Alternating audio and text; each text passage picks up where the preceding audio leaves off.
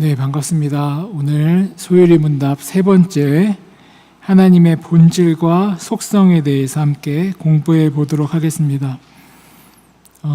가끔에서 이제 이 느낌을 잃어버리실 수 있지만 제가 질문을 하면 이 답을 같이 읽고 또 그 답이 어떤 성경의 근거로 기록되었는가 이걸 같이 찾아보면서 우리가 늘상 머리로만, 입으로만, 설교로만 알던 하나님에 대해서 구체적으로 하나님의 말씀이 이렇게 기록되어 있어서 그간 우리가 이것에 대해서 배웠고 이것에 대해서 알고 있었구나. 또 마치 빈틈이 생겼던 것처럼 내가 알고 있었던 것에 어떠한 빈틈이 생기게 된다면 이 시간을 통하여 그것을 이제 꼼꼼하게 메워가시는 시간이 되시기를 바랍니다.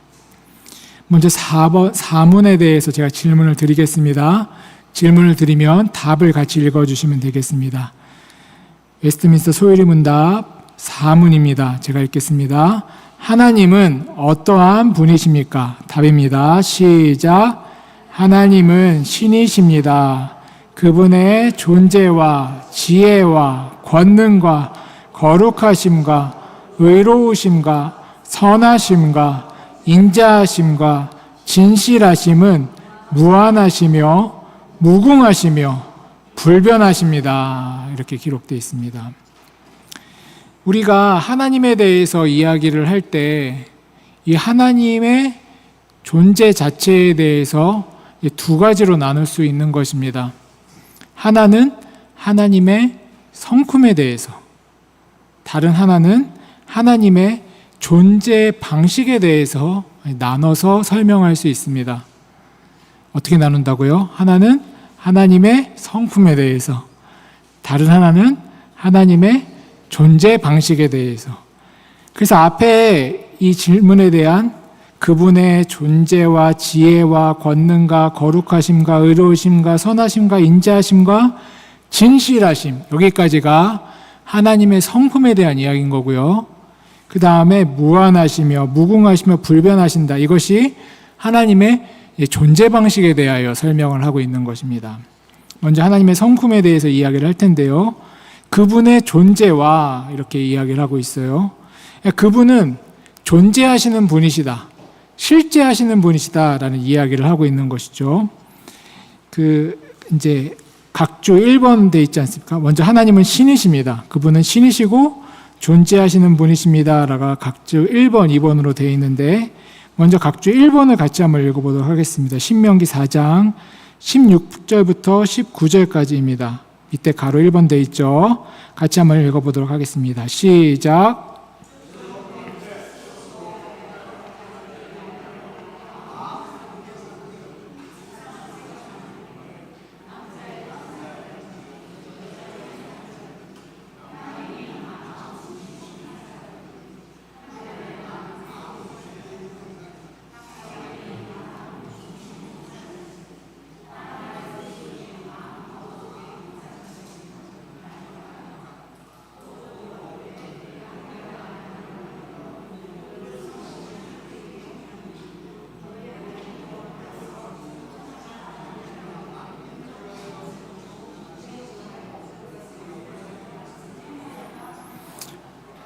네, 감사합니다. 하나님께서는 신이신데 이 신은 유일한 하나님이시고 그리고 그분이 알려주셔야지만이 알 수 있는 신이시다라는 것입니다. 왜냐하면 우리의 마음 가운데는 우리 모두에게 이제 이거를 사회학적으로는 인간에게 종교성이 있다 이렇게 얘기를 하죠. 근데 이거를 종교성이라고 얘기하지 않고 성경은 하나님께서 우리 인간의 마음에 영혼을 사모하는 마음을 넣어두셨다 이야기를 합니다. 그래서 인간은 동물들처럼 배부르다고 만족하고 또 그냥 하루하루 살아가는 것 자체가 파편적인 목적인 존재들이 아니라 자꾸만 영혼을 사모합니다. 내 마음의 크기가 인간만큼 욕심이 많은 존재들이 없습니다. 왜냐하면 자기는 유한한 인간인데 자꾸만 영혼을 꿈꾸는 존재거든요. 굉장히 독특하죠. 왜냐하면 다른 동물들 중에서는 이런 동물이 없기 때문에 그렇습니다. 만약에 죄송합니다. 만약에 강아지를 키워보시거나 고양이를 키워보신 분들은 아시겠지만 얘들에게 이제 사랑하는 강아지, 사랑하는 고양이들에게 이 주인이 얼마나 잘해줍니까? 배고프다면 먹을 걸 줘요. 예쁜 집도 줘요. 옷도 줘요. 다른 동물은 상상하지도 못할 어디 가면 호텔에도 보내줘요. 요즘엔 장례식까지 치러주는데 전문 업체도 있습니다.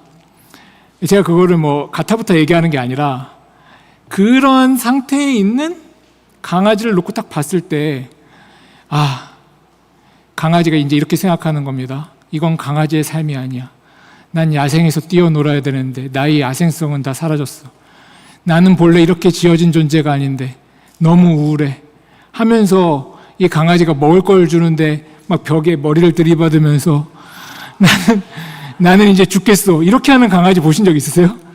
없어요. 그런 강아지는 그냥 배불러주면 감사하고 배 내밀고 막 좋아하고 주인이 오면 막 반가워하고 잘해주면 막 기뻐하고 그냥 그런 겁니다. 강아지는 영혼을 사모하는 존재가 아니죠. 근데 만약에 인간을 그렇게 사육한다라고 쳐봅시다.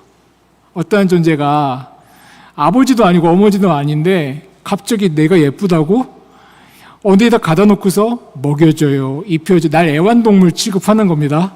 그러면 그 인간은 어떻게 생각하겠습니까? 이게 뭐지? 이거는 범죄가 돼버리죠. 이 순간부터 이제 무서운 공포 영화가 되지 않습니까? 인간은 그만큼 독특한 존재입니다. 왜냐하면 육신의 필요가 채워진다고 해서 이것이 만족합니다 하는 존재가 아니기 때문에 그렇죠. 거기서부터 인간의 특별함이자 오늘 설교대로 하나님의 형상이 담겨 있다라고 보는 것이고 그 하나님의 형상의 크기가 너무 크기 때문에 인간은 자꾸만 하나님의 존재를 찾고 있는 거죠. 왜냐하면 그 큰 공백은 사실 하나님으로만 채워지는 거거든요.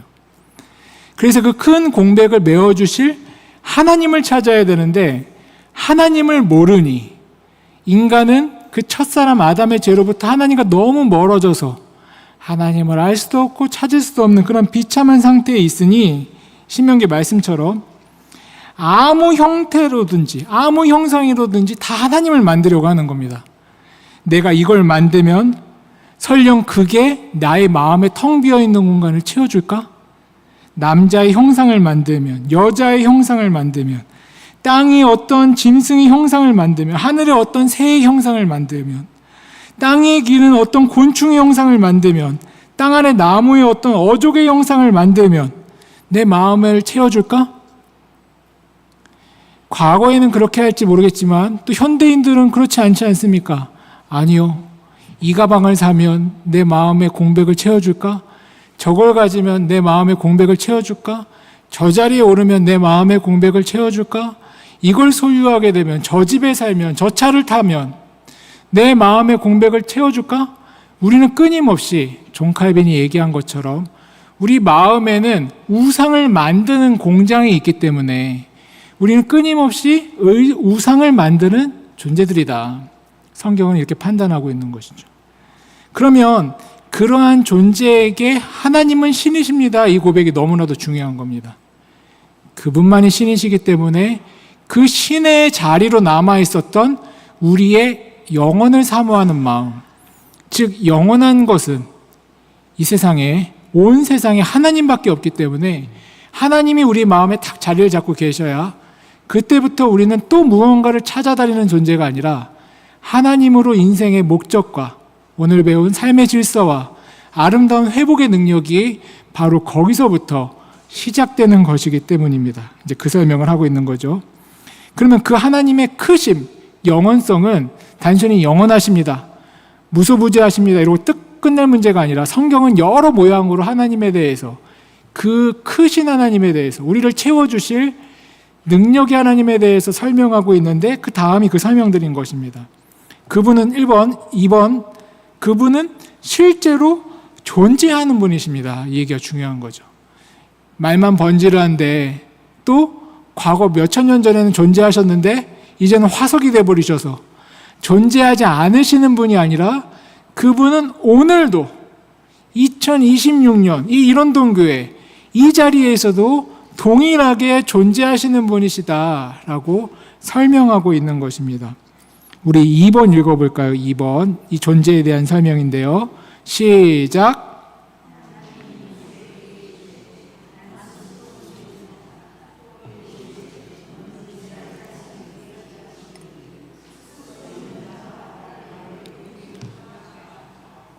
네, 제가 이것도 크게 같이 읽어드리면 좋은데 힘이 좀 딸리는 것도 있고 목이 좀 안 되는 것도 있고 뭐 각자 속에는 오르신 대로 그냥 조용하게 읽으시고 또 힘드시면 눈으로 읽으시면 됩니다. 그래서 2번을 보시면 하나님 존재하신다 이야기를 하면서 하나님이 모세에게 이렇게 얘기하시는 거죠. 나는 스스로 있는 자다. 이게 얼마나 탁월한 표현입니까? 그 누가 나는 스스로 있다 이렇게 이야기할 수 있어요. 뭐 천상천하 유하독존 뭐 이렇게 얘기하면서 나온 사람도 있다고 하지만 그건 사실이 아니죠. 왜냐하면 그 사람도 어느 누군가의 자녀이었기 때문에 그렇다라는 점입니다. 하지만 우리 하나님은 다르시죠. 이 천지 만물이 창조하시기 이전부터 존재하셨고 그분은 스스로 계시며 우리에게 나타나 주신 분이시다. 그래서 이르시되 너는 이스라엘 자손에게 이같이 이르기를 스스로 있는 자가 너를 보냈다 해라. 스스로 있는 자는 과거에도 있었고 오늘에도 여전히 존재한다. 왜냐하면 그는 그 누구로부터 소멸될 수 없고 다시 탄생되는 게 아니라 그분은 처음이자 끝이고 이 세상의 모든 것이자 이 세상의 전부이시고 유일한 독존자, 유일한 신이시기 때문이다 라고 이야기하고 있는 것입니다. 그래서 그분은 존재하시는 분이십니다. 이게 하나님에 대해 설명에 굉장히 중요한 부분인 거고요. 그분은 존재하십니다. 이 말 자체가 언제 존재 안 하실 수도 있는 분이라는 것을 염두하는 것이 아니라 그분만이 존재이시고 그분은 영원토록 존재하십니다라는 고백이기 때문입니다. 세 번째로 그분은 지혜를 가지고 계신 분이시다 이야기하는 게 이제 중요한 측면이 되는 거죠. 우리 3번 같이 한번 읽어보도록 하겠습니다. 3번입니다. 시작.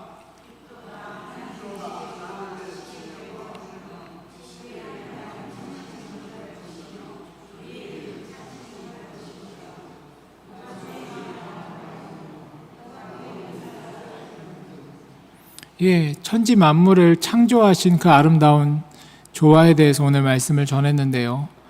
그 아름다운 조화, 그 귀한 목적, 아름다운 형상, 이 모든 것이 그분이 얼마나 탁월한 지혜자인가를 증명해 주는 것입니다.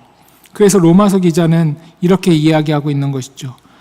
깊도다 하나님의 지혜와 지식에 부요하며 그의 판단은 측량치 못할 것이며 그의 길을 찾지 못할 것이로다.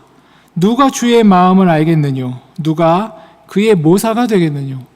그분의 지혜와 그분의 능력이 얼마나 탁월한데 우리가 자연 만물을 봐도 그걸 느끼고 말씀을 봐도 그걸 느끼고 인도에 가시는 그 모든 과정을 보니 우리는 그 크신 지혜의 하나님의 지혜에 의탁하는 것이 가장 지혜로운 것이구나 이렇게 고백할 수밖에 없는 것이죠. 그래서 잠언의 기자는 이렇게 이야기하지 않습니까?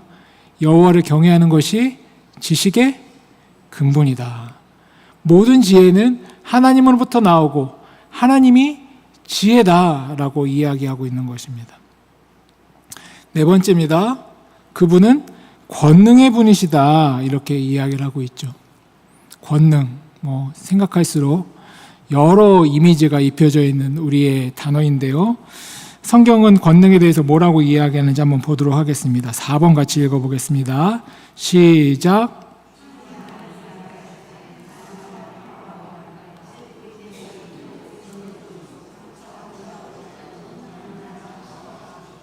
네, 하나님의 권능은 내 생각, 내 편이 마치 하나님을 칼로 생각해서 내 욕심을 이루어줄 그 나중심적 권능을 생각하는 경우들이 많은데 그게 아니라 하나님 자체는 하나님이 주도권을 가지고 계신 권능자시다라는 것이 굉장히 중요합니다. 그렇기 때문에 그 지혜로운 뜻을 따라 그 권능을 쓰시는 분이시고, 그 권능을 쓰셨을 때 그 누구도 하나님의 힘씀을, 하나님의 의도하심을 막을 수 있는 자는 없는 것이죠. 그래서 하나님은 알파와 오메가다. 내가 시작과 마지막이다. 이것이 그분의 존재에 대한 설명이기도 하지만, 그분이 하시면 하시는 것이다. 그분의 말씀은 온전히 이루어진다라는 것을 이야기하고 있는 것입니다. 그래서 나는 장차 올 것이고 나는 전능하다. 내가 장차 온다. 내가 이 땅을 결과적으로 구원한다. 하나님의 말씀은 결국 이루어진다. 이 사실은 하나님의 권능 안에서 1.1획도 흐트러짐 없이 반드시 이루어진다라는 사실을 성경에 기록하고 있고, 우리는 그것을 근거하여 하나님의 권능, 하나님의 힘, 하나님 도와주십시오, 이것을 요청하고 하나님께 바라고 있는 것입니다. 5번째 보도록 하겠습니다. 하나님은 거룩하신 분이시다라고 이야기를 하고 있죠. 우리 맨 밑에 구절이 되겠네요. 5번 같이 한번 읽어보겠습니다. 시작.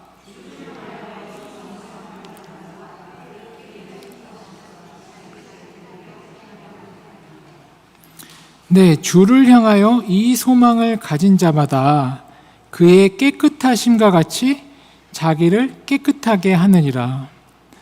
제가 앞으로 거룩, 의로움, 선하심, 인자하심, 진실하심에 대해서 설명할 때 우리는 우리 머릿속에, 그거 이제 다양한 인생의 경험일 수도 있고요, 또 우리가 가지고 있는 도덕적인 판단 기준일 수도 있습니다. 우리가 그것을 형성해 놓고서 그걸 기준으로 하나님이 거룩하신가, 하나님이 선하신가, 하나님이 인자하신가, 하나님이 진실하신가를 평가하려고 하는 경우들이 많습니다. 여기서부터의 대전제는 하나님이 거룩입니다.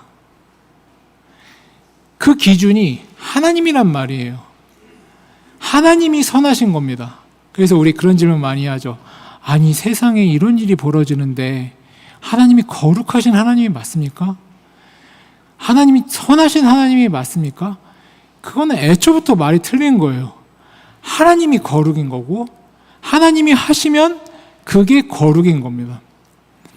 와, 이제 유목사 설명 편하게 하네. 그러면 귀에 걸면 귀걸이고 입에 걸면, 요즘에 입에 거는 것들도 있더라고요.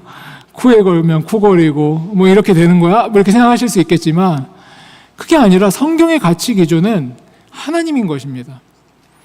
우리가 내 나름대로 거룩에 대해서, 선에 대해서 정리가 돼 있어 생각하실 수 있는 철학자가 있으실 수도 있고, 도덕학자가 되실 수도 있고, 다양한 직업군에 있을 겁니다. 근데 그게 시대에 따라서, 문화에 따라서, 상황에 따라서 얼마나 급변합니까? 이건 다 동의하실 거예요. 그래서 우리가 생각했을 때 이게 선이야 라고 생각한다고 하더라도 그건 절대적인 선이 될 수 없습니다. 아까 남녀 평등에 대해서도 이야기를 했는데요, 평등이란 같이 좋죠.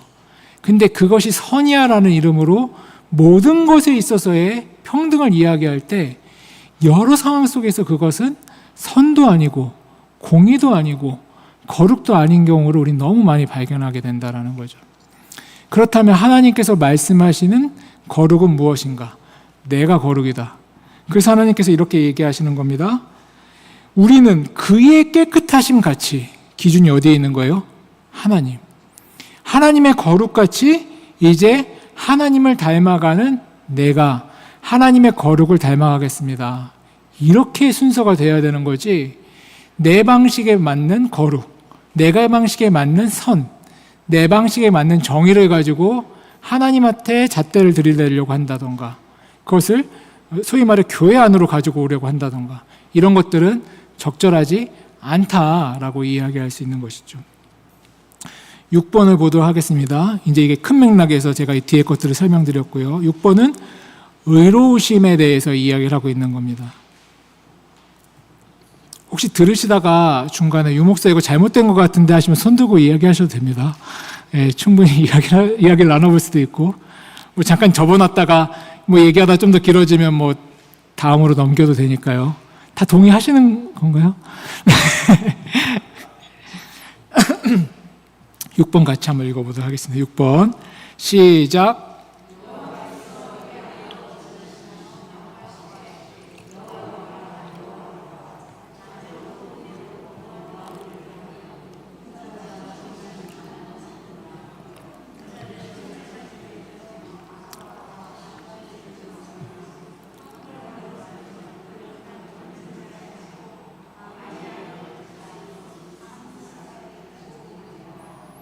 네, 여기서 하나님의 의로우심에 대해서 얘기하는데 이게 그러니까 원래 각주 하나의 본문이 한 4-5개, 많게는 10개 정도까지 붙어 있습니다. 제가 하나씩 추려온 거예요.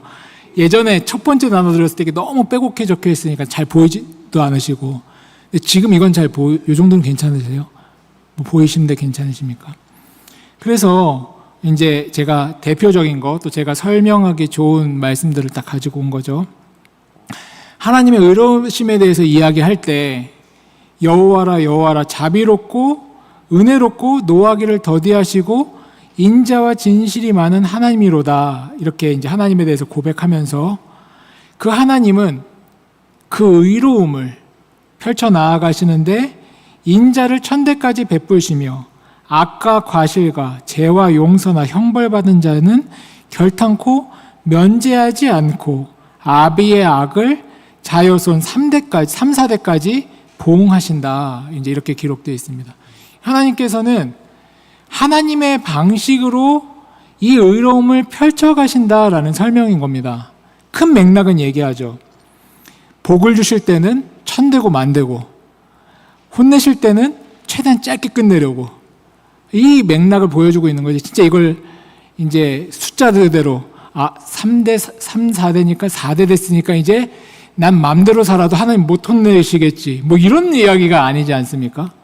그러면 제가 앞에 설명드린 맥락 속에 기준은 하나님이시구나, 그 지혜이시고 하나님이 다 아시니까 하나님께서 그 상황들, 그 여러 사건들 속에서 하나님께서 공의롭게 천대까지 복 주실 자들에 대해서 의롭게 판단하시고, 또 하나님의 사랑 속에서 그 자들이 돌아올 수 있도록 우리 계속 새벽에 사사기를 보고 있는데 이제 그 연속 아니겠습니까? 혼내야 될 순간에 미디안 군대들을 들어서 사용하시는 것처럼 그 어려운 순간을 주시면서까지도, 왜냐하면 그 어려운 순간보다 더 큰 저주는 하나님을 떠나 있고 하나님을 모르게 되는 저주니까요. 그래서 하나님의 의로우심을, 하나님의 지혜로우심으로 하나님께서 자신의 의를 펼쳐가신다. 우리는 왜 100대까지밖에 복을 안 주십니까? 왜 3-4대씩이나 우리를 훈계하십니까? 또 이거에 대해서 이게 의로우신 분이 맞습니까? 이걸 따져 물어야 될 게 아니라 하나님이 의로우심이십니다. 하나님의 판단이 이 땅 가운데 가장 공의롭습니다. 우리는 이 고백 속에 살아가야 된다는 것을 성경은 가르치고 있는 것입니다.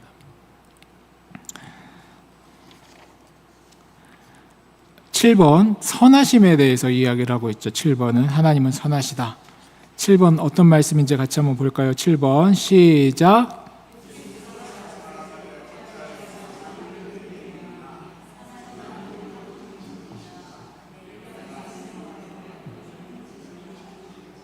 네, 이 말씀을 어려워하는 청년들이나 성도님들을 많이 만났습니다.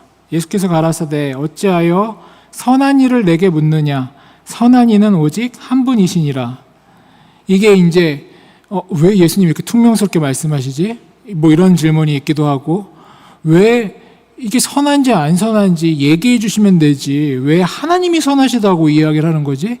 뭐 하나님이라면 다 선한가? 이런 인본주의적인 생각 때문에 이 본문이 어려운 겁니다. 근데 앞에 드린 설명을 쫓아오셨기 때문에 그래서 이 신구약이 공통적으로 하나님 자체를 의로움으로, 하나님 자체로 선으로 규정하고 있는 것이구나 라는 것에 대해서 우리는 이 생각의 패러다임을 전환하게 되는 것이죠. 8번 보도록 하겠습니다. 8번은 이제 인자하심에 대해서 이야기를 하고 있는데요. 우리 8번 말씀 같이 한번 읽어볼까요? 시작.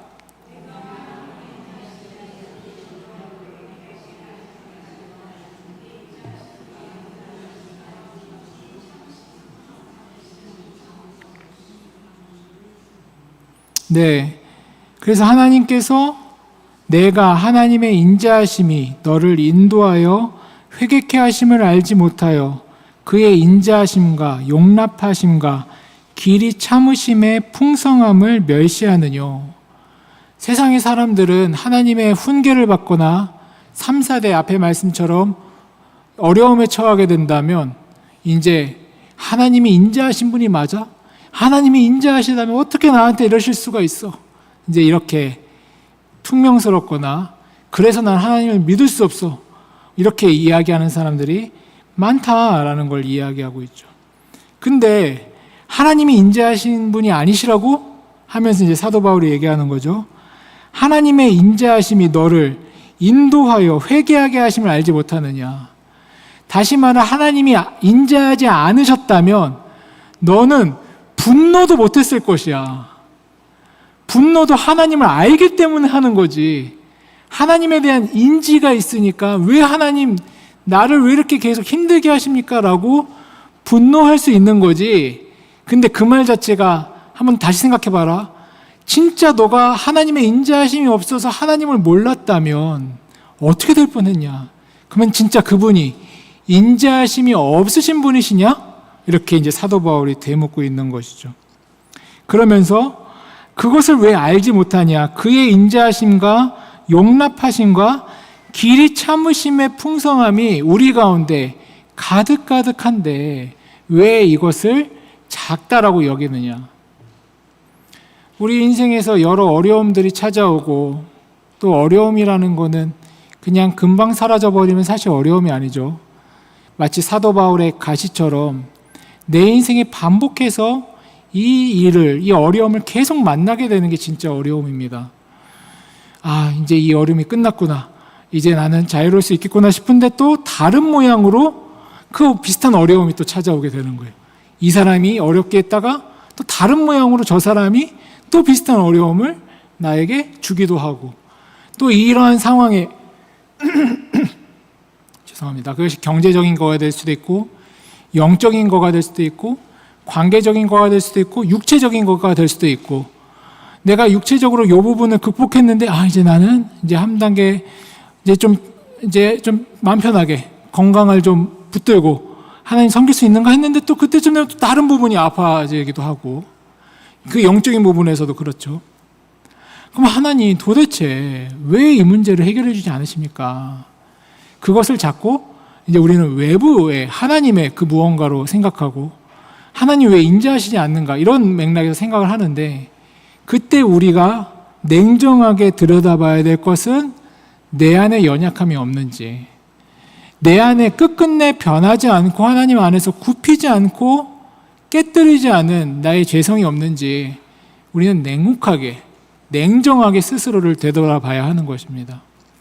왜냐하면 그 문제가 해결되지 않으면 하나님은 인자하시기 때문에 그 부분을 포기 못하시는 거예요. 그 인자하심이 없었다면 우리는 여기까지 변화되어 나아오지도 못했을 것이기 때문입니다. 그래서 그 인자하심에 대해서 설명을 드렸고요. 진실하심 9번 같이 한번 읽어보도록 하겠습니다. 진실하심 시작.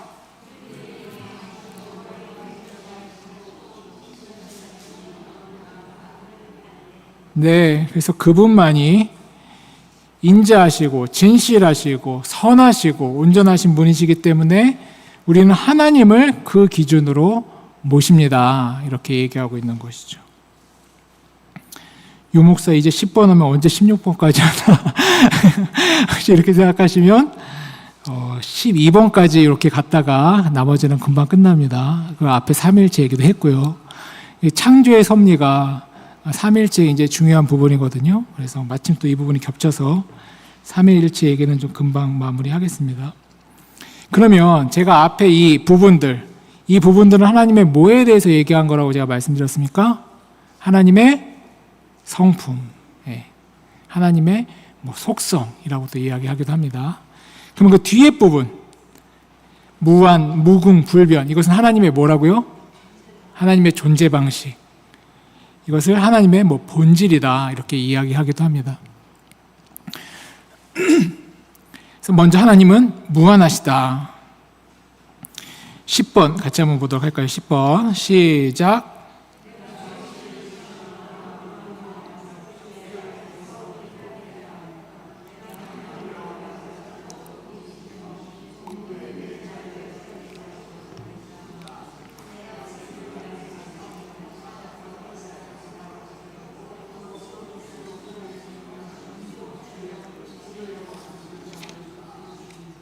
네, 하나님은 무한하시다.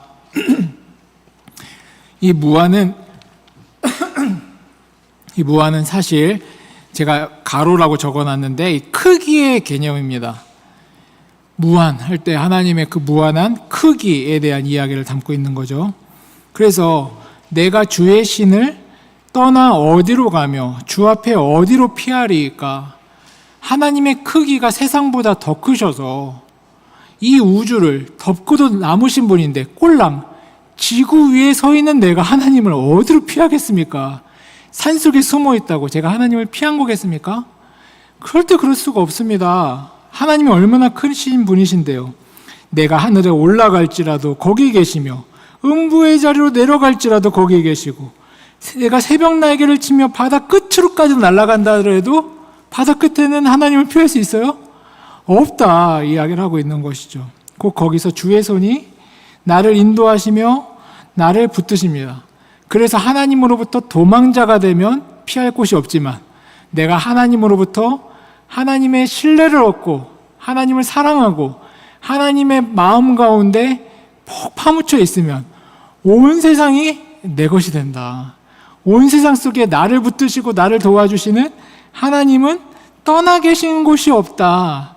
그 인도함, 그 오른손의 붙들림이 얼마나 강력한가 이렇게 선언하고 있는 것이죠.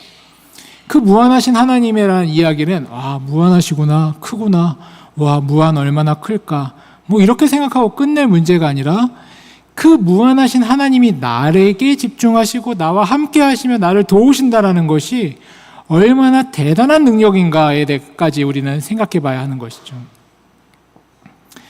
두 번째로 그분은 무궁하시다라고 이야기를 하고 있습니다. 이 무궁은 어떤 개념이라고요?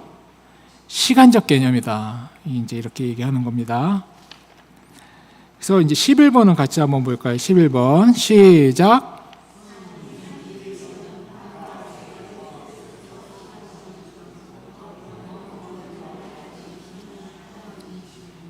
네.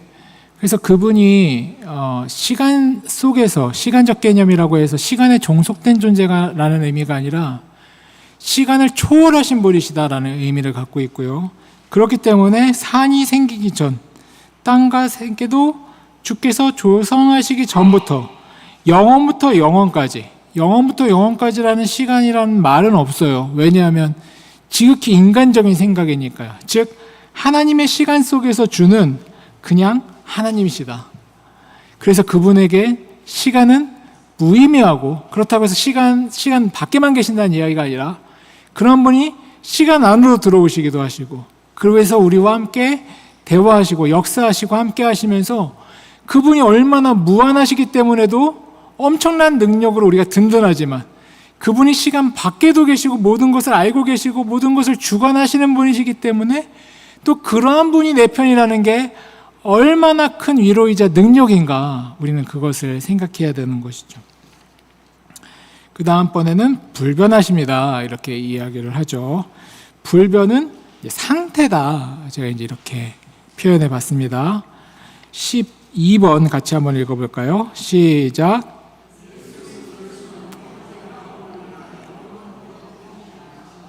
네, 또 시작.